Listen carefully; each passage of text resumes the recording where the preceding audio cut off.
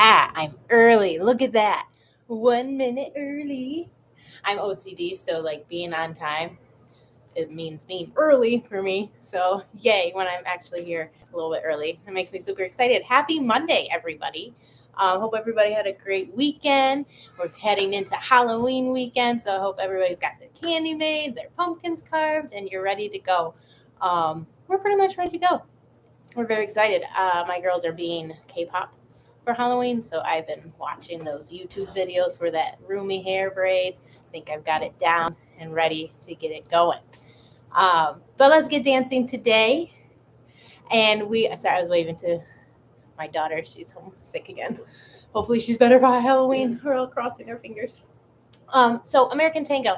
This is our last week for the American Tango. I hope you have had fun learning and deep diving into each step and getting the chance to fully understand how these things are built and created, and then even getting practice with your tech work, with your footwork, your technique, and your timing. Okay, so for the left promenade in the tango, we have the basic elements. We've got walking steps. We got a side step with a drag. Okay. Now, those walking steps are done in what's called a promenade position.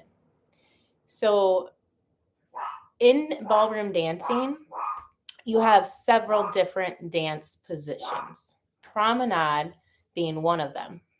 A dance position is how you and your partner are lined up together. Okay, so when we talk about dance positions, it's not where your feet are, it's not where your body is, it's where your body and your partner body is in relation to each other. Okay, so we'll talk a little bit about that, about how that changes your walking element just a little bit.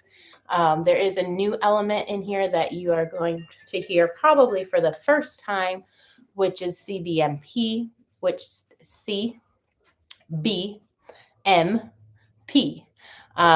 So that is cross body movement position. So we'll talk a little bit about that. But other than that, pretty basic elements. Okay, so left promenade. Okay, let's first just talk about the basic, which is the walking, right? So remember, when we're walking with good posture. Okay, we don't just take our tired day posture and just kind of walk around. And we also don't take our I got to get things done posture, right? Where we're like poised forward and we're on the go. We take a nice stacked posture, okay, and take nice big steps, stepping with the heel first, okay? So walking steps, as long as you have good posture and you're picking up your feet, stepping heel to toe, that's all you need to know, okay? And then, of course, at the end of the left promenade, we will end with a tango close, which is a forward step, right? And then a side step, and then that drag in. And remember, when we're dragging or sliding that leg in, whether we're leading or following, so whether it's the left or the right foot, at the end of the drag, we are not going to put weight on it because we will be stepping with it right away again, okay? So walking steps, a side step, and a drag. Not a step, though, because there's no weight on it, right? So those are your elements. Okay, let's talk about promenade position. So far in our tango, we have executed every pattern that we've done. Let's go through them. The basic, the corte, and the tango rocks. Every single pattern we have done has been in a closed dance position, meaning we are connected through our frame and our hips. It'd be crazy if our hips are up here. Our shoulders, our hips, and our toes are all square to our partner. Okay? That is closed dance frame. A promenade dance position means instead of being square to your partner, each of you are going to rotate your toes, your hips, and your nose block 45 degrees. For the lead, it's going to go 45 degrees to their left, okay? And for the follow, you will be 45 degrees to your right, okay? an easier way to think of that is your toes, hips, and nose are pointing in the direction that you are going to move. Okay, that is promenade position. Okay, so that being said, I said nose, hips, and toes. Okay, what block did I leave out? Shoulders and frame, the rib cage, this block. Okay, so our nose, which is our head block. Okay, then we skipped a block, our hips, and then our toes. Those 1, 2, 3 blocks are all 45 degrees in the direction that I'm going to walk. Okay, but my rib cage and my frame are with my partner. Okay, so this is the first time that you have to coordinate your blocks because they're not all doing the same thing.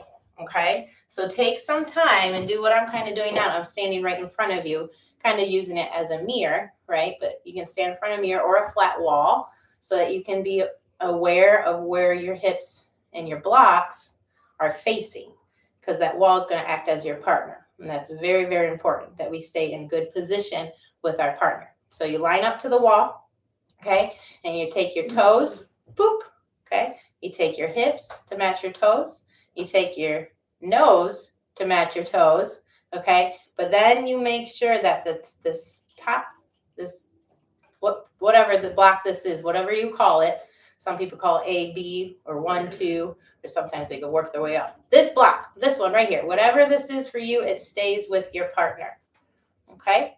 And now we take our walking steps, keeping those same angles in our body, okay? When I walk, I don't change my angles, and now everything's going 90 degrees, okay? My body stays with my partner, my frame, my toes, my hips, and my nose go 45 degrees, okay? So that's promenade position, right? It was demonstrated as a lead. Let me demonstrate as a lead again with my back to you, okay? So I'm going to do this very exaggerated so you can see. All right, but I'm going to pick up my toes and go 45 degrees and allow the hips to go as well. But I'm going to make sure my rib cage and my shoulders, my elbows stay square to the wall in front of me. And then lastly is my nose, okay? So my nose, hips, and toes are all on the same line here, going 45 degrees out this way. And as I step, I make sure that I don't turn my foot and change my angle.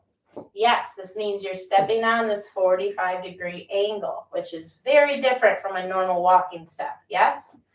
Boom. Not this, not this. 45 degrees. Okay? First step is normal.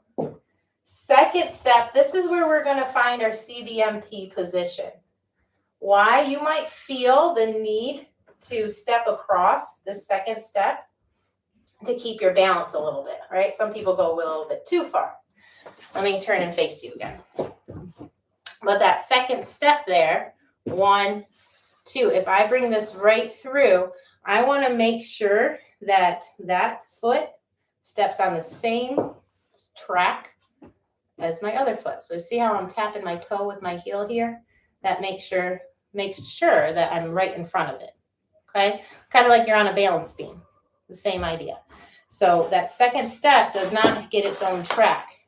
Why? Because you would be stepping over into your partner's space, okay? Because of this new position, the promenade and the angles, that second step needs to come across and step on the same track as your left foot for the leads, okay? And as a follow, your left foot, sorry, it was your right foot for the lead, gosh. Your right foot for the lead steps on the same track as the left foot, right? As a follow, your left foot is going to step on the same track as the right, okay? Again, not something that I expect my beginners to get right away, but I do teach them it right away to help them learn and understand the building blocks of ballroom dancing. I think that's very, very important because as things progress, those things that you're really going to need for the more advanced patterns, especially to make them feel good. Okay, so we want to do as best as we can to start applying the 45-degree angle, but keeping your shoulders and your rib cage square to your partner. And then on the second step, you want to start thinking about and applying that step is in CBMP position, or CBMP. The P stands for position, kind of like ATM machine. People who say that say machine twice because the M is machine. Anyways, CBMP. Okay, this is important. All right, that's really it. So you got the promenade element, okay, which is a dance position, meaning instead of being square to your partner, your hips, nose, and toes are 45 degrees. Frame stays square. Okay. For my brand new dancers, what I would first have them focus on is just keeping the frame square.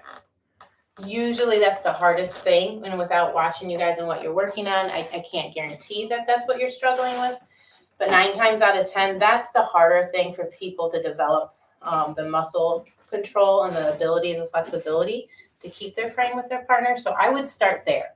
Don't worry about the ankles and the feet. That'll be a little bit easier to apply once this is square. Once in a while, I do experience where this habit has been instilled in them and I'm trying to fix the feet and it's kind of hard to fix. So, but more so than none, it's the frame. So that's what I would recommend. I would recommend just turning the heads as a lead and trying to keep the frame square.